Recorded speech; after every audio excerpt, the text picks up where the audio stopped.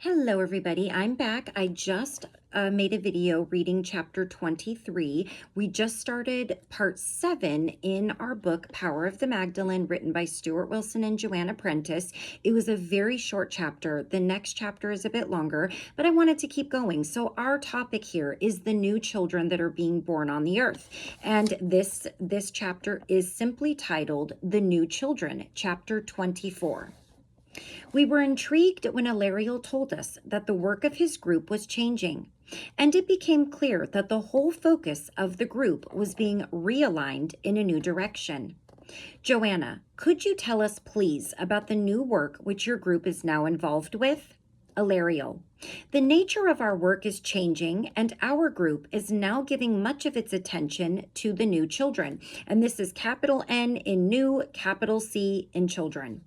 The whole of humanity is experiencing an arc of transformation, which will move your consciousness forward at a rate that would have seemed impossible only a few years ago.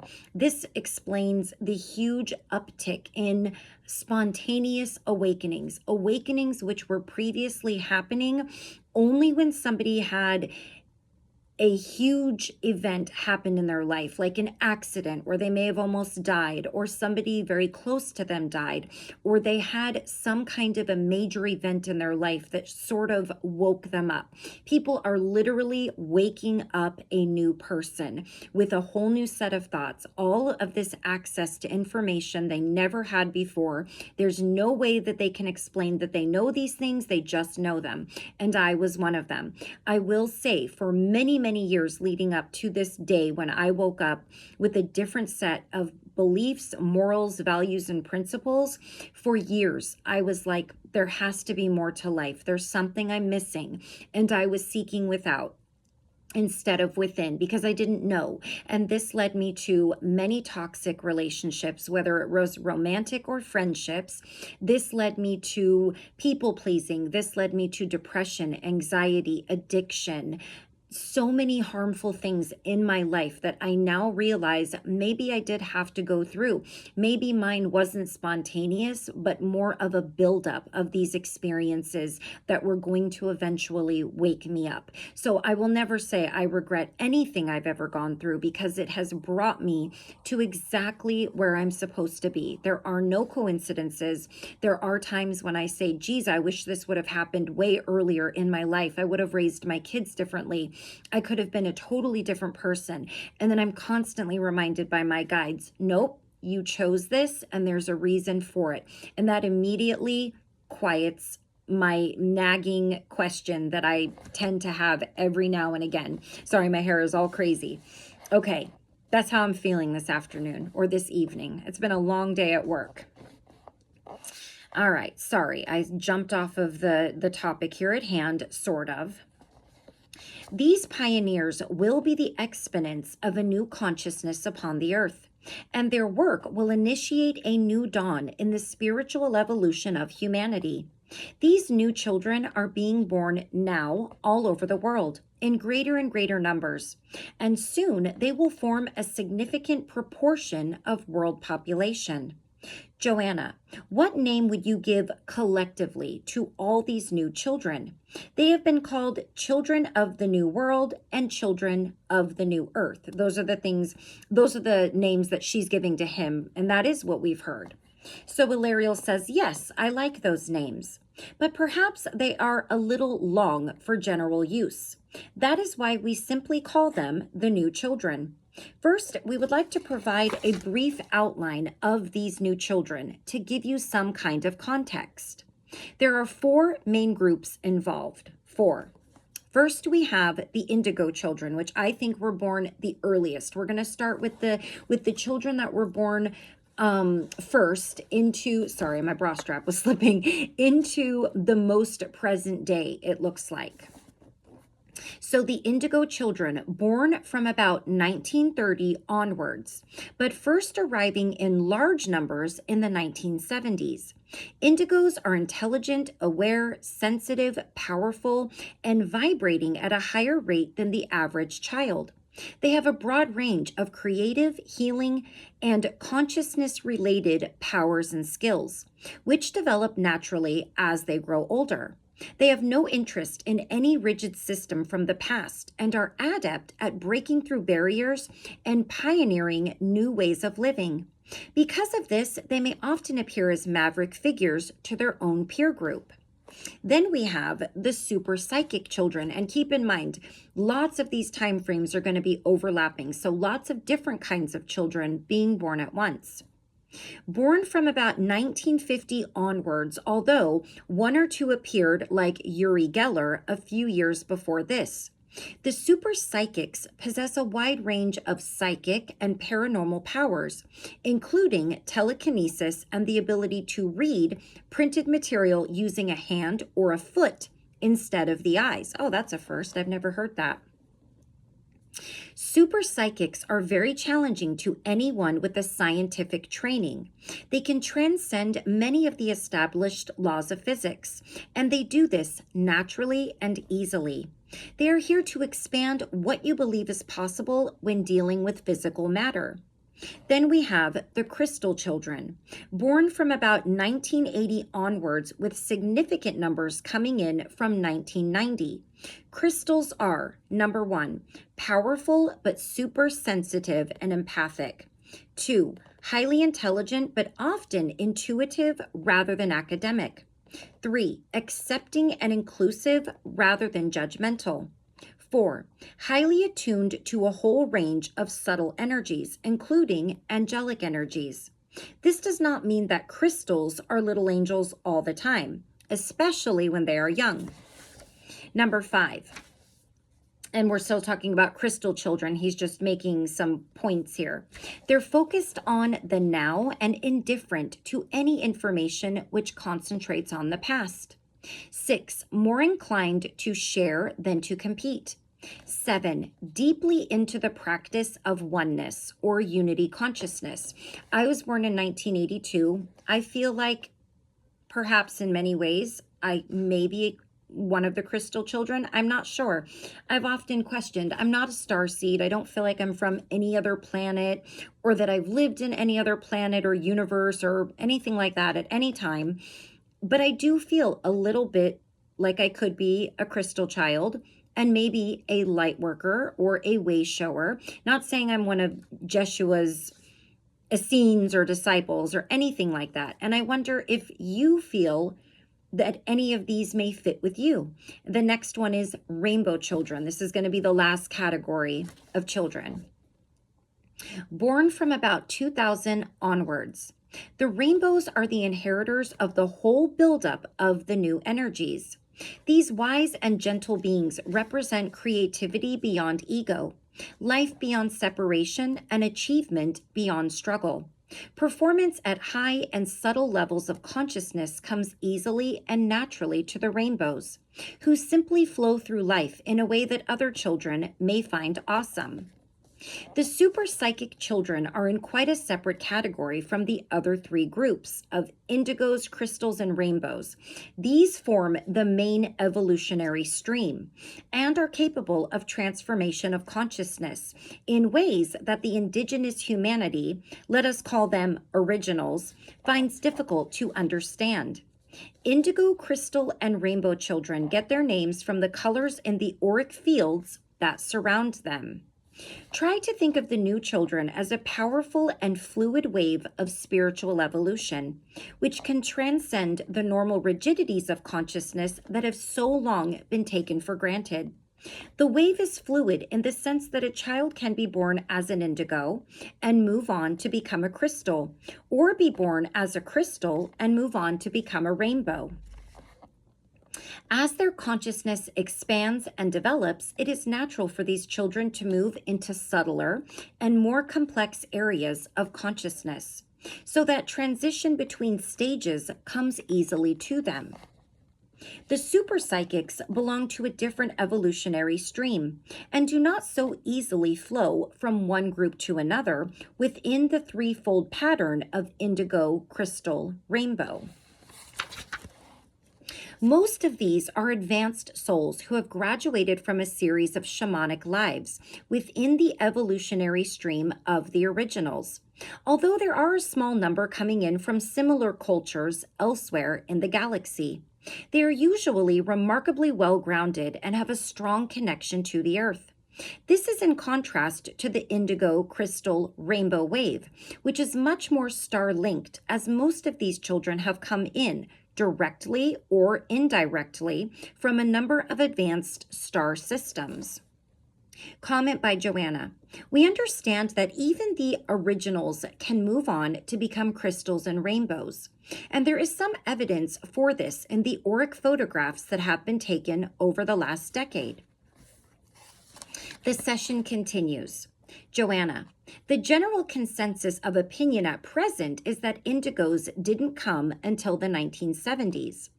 Ilarial, if you go back to the 1930s, there were few indigos. Let us call them scouts. Their job was to test out the vibrational conditions on planet Earth and report back during sleep state to the main body of souls who planned to come here as indigos. Conditions were improving in the mid-1930s, and for a time, it looked as if the main wave might be able to arrive around 1940. But then the world slid down into conflict and chaos during World War II, and the main wave was postponed. During that war, very few indigos came, really only those who knew they had to reach a certain age point by the 70s and 80s to do specific work.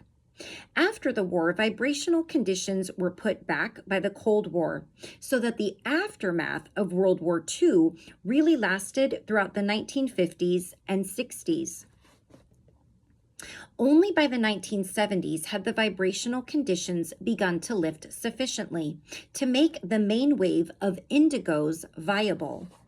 They had been queuing up in the interlife, we can assure you, and they were eager to come, but conditions had to be right for them. So amazing, these things that you just have no clue or remembrance of, for all of these people that were here and are here and have no freaking clue what their mission is. It's like coming here with a mission with amnesia.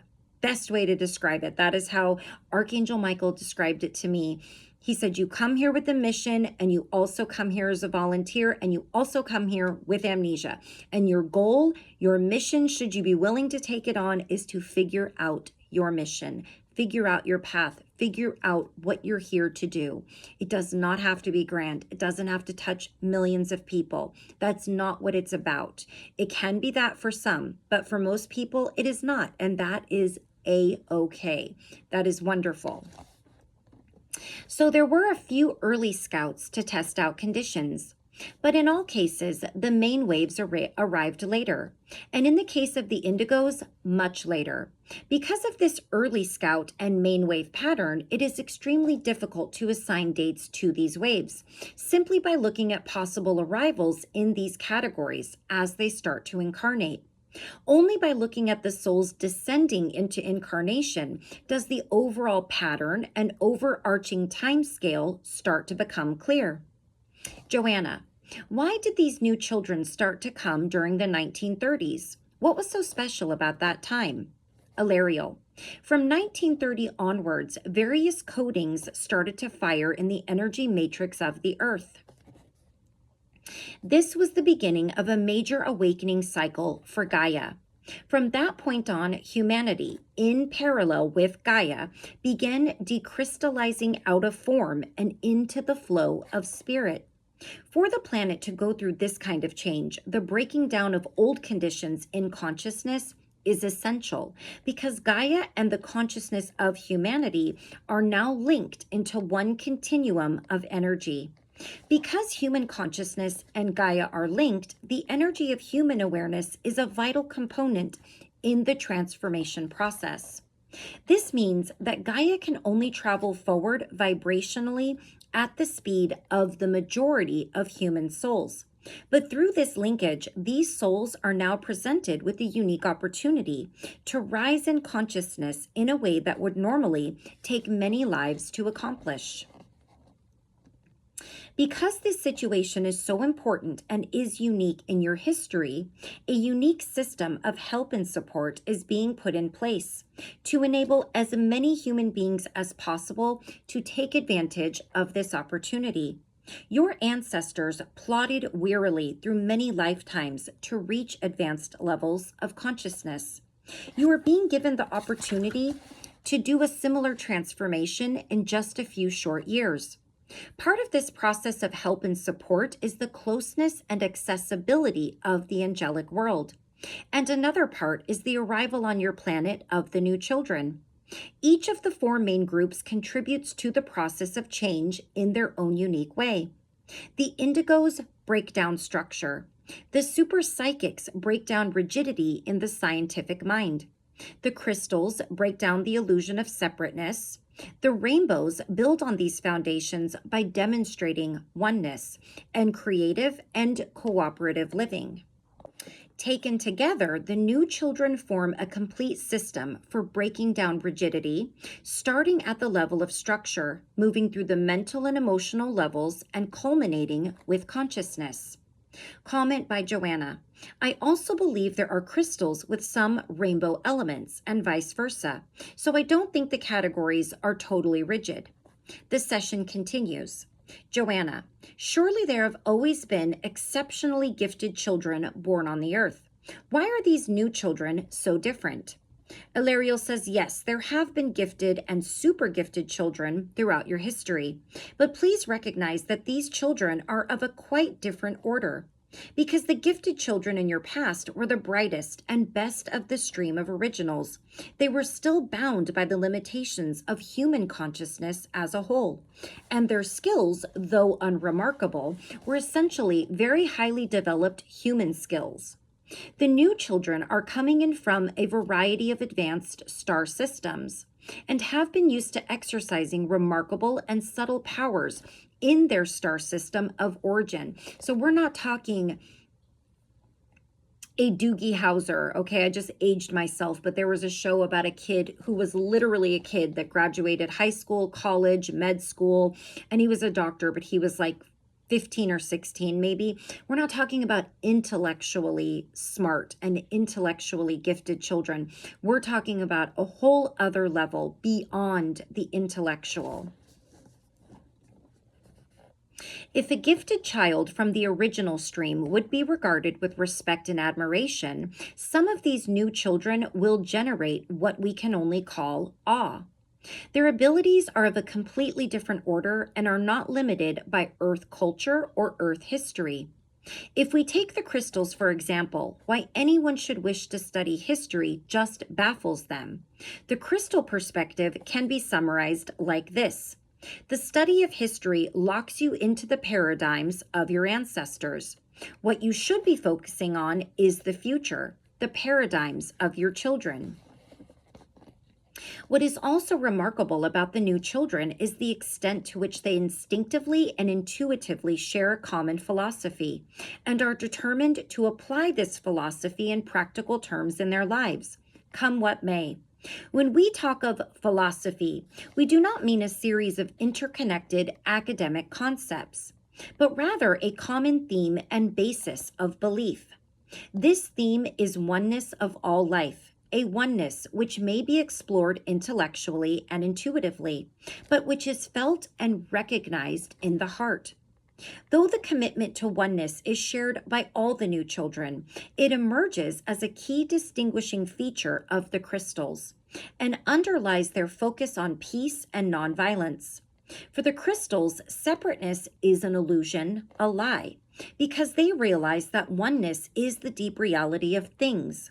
Crystals do not need to learn or study oneness. They come into incarnation simply knowing it. And that's got to be the toughest task to prove or to share or to try to teach and spread, because people want proof. They want to see, where did you get your information? How do you know this? And if you can't present that and you just tell them you inherently know, they immediately, for the most part, shrug it off. It's not real. It's all in your head. You're nuts. That's kind of really tough to understand, especially when you don't know you're one of these children.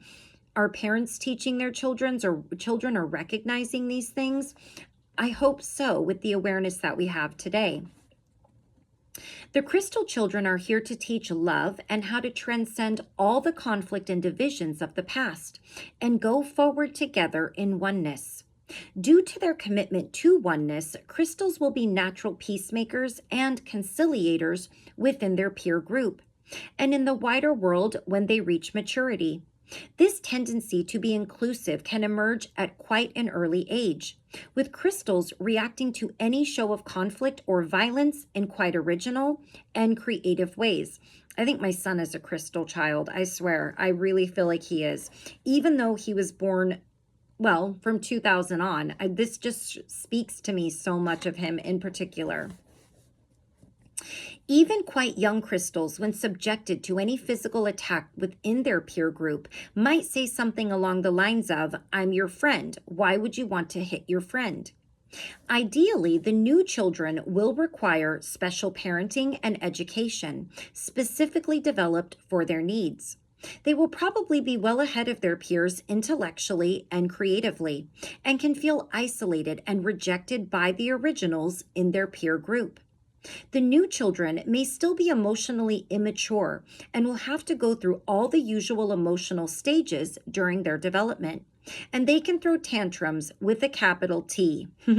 Some will have problems with speech as they are accustomed to communicating telepathically on their planet of origin, and some may be dyslexic.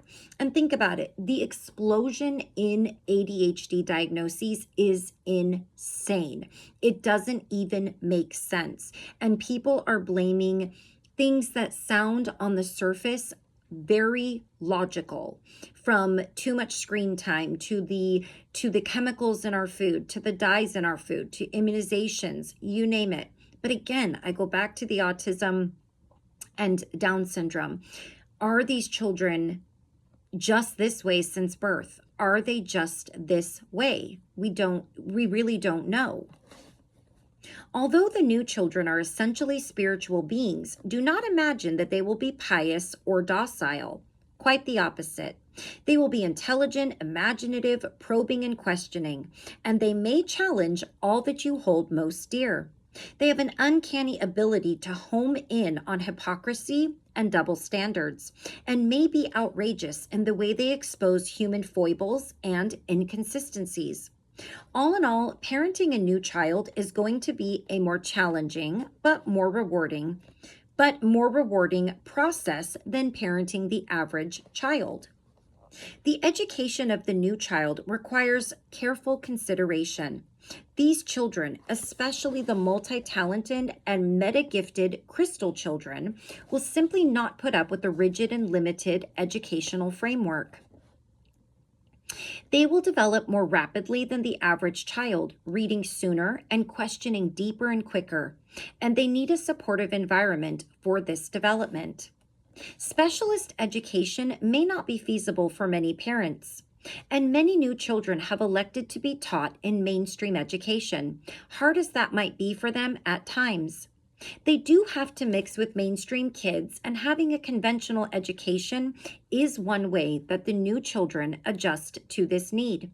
While indigos can at a pinch shine in conventional schooling, neither crystals nor rainbows will thrive in such a restrictive and over-controlling environment. Crystal children in particular have specific educational needs that are difficult to address within any rigid teaching system. The two systems most suited to crystal children are Montessori and Steiner education.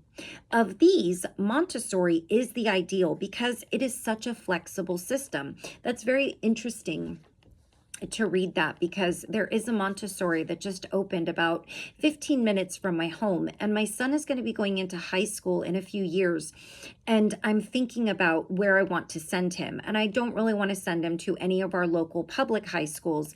And I was looking at a Montessori and thinking what an amazing education and experience that might be for him.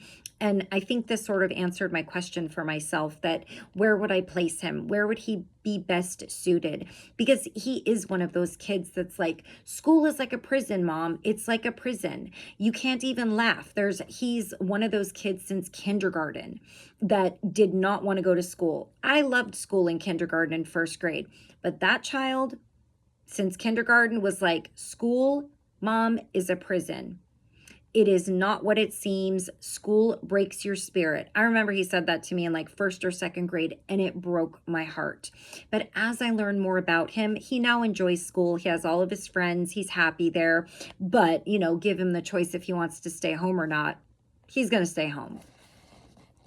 Anyways, sorry, I was just thinking out loud about what I just read and how it just aligned with what I was thinking. And I love that that happens so much when I'm reading to you guys. And we still have a good amount of this chapter. So we are at the 25-minute mark. So I'm thinking I may have to break this chapter up as much as I don't want to. So I'm going to add in the last part here, which is a comment by Stuart and Joanna, and then we will finish the rest of it in the next video. So comment by Stuart: Maria Montessori, 1870 to 1952, and Rudolf Steiner, 1861 to 1925, both set up systems of progressive, holistic, and child-centered education. Comment by Joanna: when I lived in the Western Australia bush, I worked in a kindergarten run on Montessori lines, and much later in the UK trained to be a Montessori pre-primary and primary teacher. I have worked in a Montessori school and even had a Montessori school in my own home at one stage. All this background in Montessori education helps me to understand the special needs of the new children and makes me aware that a good Montessori school is an excellent way of educating these children. The Steiner Waldorf system can also be recommended because it is so holistic. And I have firsthand experience of this because two of my daughters attended a Steiner school for a while. For all parents who are involved with holistic education, I would also recommend rebirthing as a way of gaining insight into the birth experience and what it is like to be a child. I'm not really sure what that means. I would also recommend rebirthing as a way of gaining insight into the birth experience. I guess I'll have to look into that. Does that mean being born again? I'm not sure. Okay. So after that last statement, it says the session continues. So this is a great place to stop. It's about the middle of the chapter. So we will finish this chapter in our next video. And hopefully I do not have to do this with any more of my videos, because we still have about 4 pages left, which doesn't sound like a lot, but it is. And then chapter 25, let's see, isn't so long. All right. We'll go ahead and just put a bookmark in it there. Thank you all so very much for joining me. I love you all so much, and take care of you and take care of those around you until I see you again. Bye-bye.